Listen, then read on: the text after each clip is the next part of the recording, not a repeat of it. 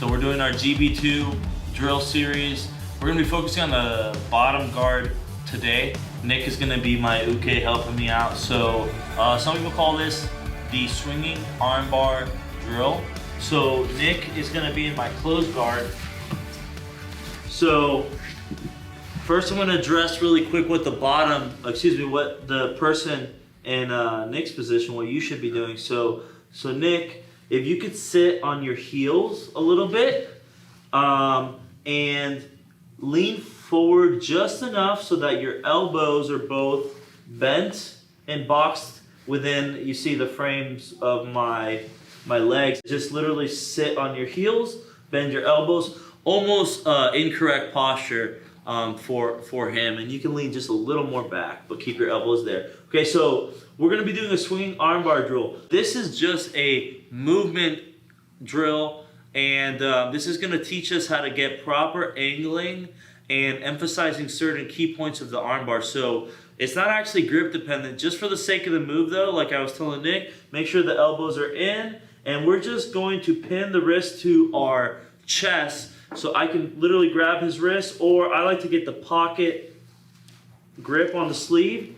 I also use my forearms. You're gonna note this is a good reference. Just kind of use my forearms to keep the elbows in. So now the actual swinging arm bars, it's gonna teach us the right way to pivot on our back in the closed guard. So if you guys know, Nick, you could step away for a second. If you guys know the shrimp drill, so a shrimp drill is when my shoulders are on the back, I come up, I get one shoulder off the ground, I move my hips away, and we secure angling that way. So for pivoting on our back in the closed guard, it's a little different. We don't actually want our shoulder off the ground and move our hip. We want to pivot, so we want our back on the ground, and we want to turn so that we angle our body with our knee. Okay, so notice my shoulders are still on the ground. I can lift my hips, but that's the angling that we're gonna be looking at in the swinging armbar drill. So this would be incorrect. This would be a shrimp, and this would serve a different purpose. So Nick, you can get in my closed guard again, sitting on your heels, elbows kind of tight. I'm gonna pull in. So the swinging armbar, I'm going to climb my leg up his back, and I'm gonna swing my legs in a circle. So pinning the wrists once again. We can start with one foot on the hip, boxing his shoulder and his elbow in here.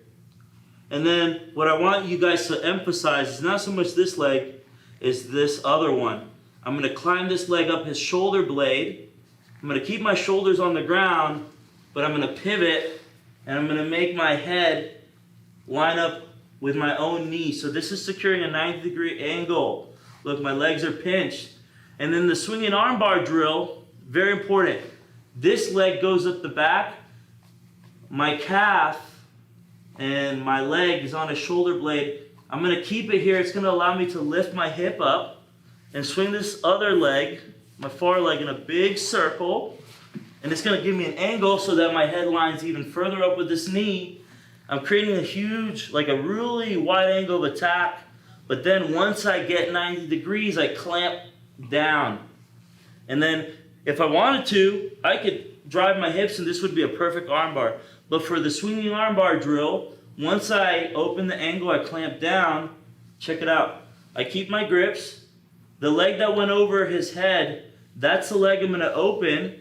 And then I'm going to use the momentum of the move. It's really hard to do slow, but I'm going to, once I clamp down, I open. It's very important this leg, we don't droop it down.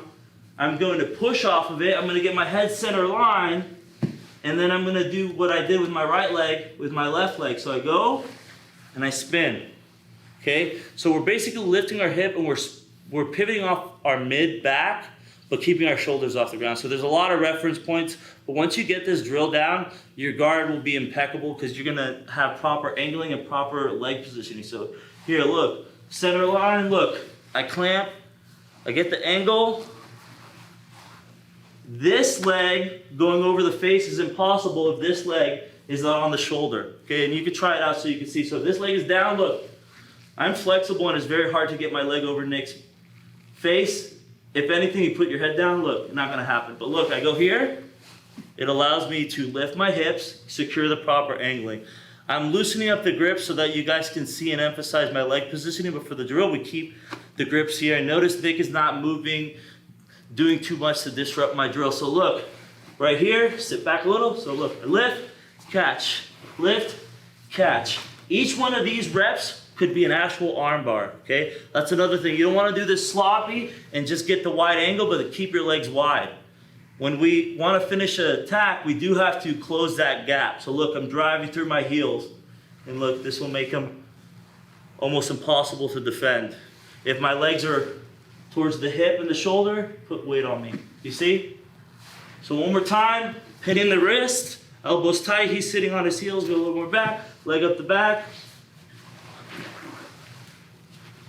Each one can be a kill shot, okay? So that is the proper way to do the swinging arm bar guard, and this could translate to other submissions, triangles, omoplata, etc.